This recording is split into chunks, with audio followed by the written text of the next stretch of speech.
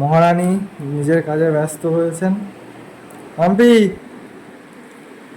বলছি তোমার জন্য একটা গিফট আছে পুজোর। পুজোর gift? হ্যাঁ।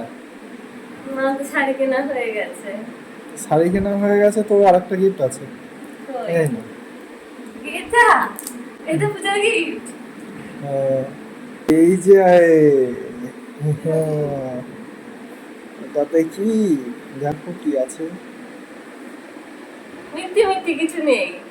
দেখো খুলে। এটা তো সেই গানেরটা আমি দেখে এসেছিলাম।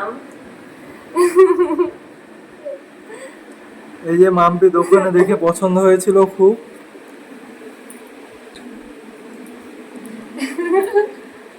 তুমি সত্যি সত্যি এনে আমার তো বিশ্বাসই হচ্ছে না।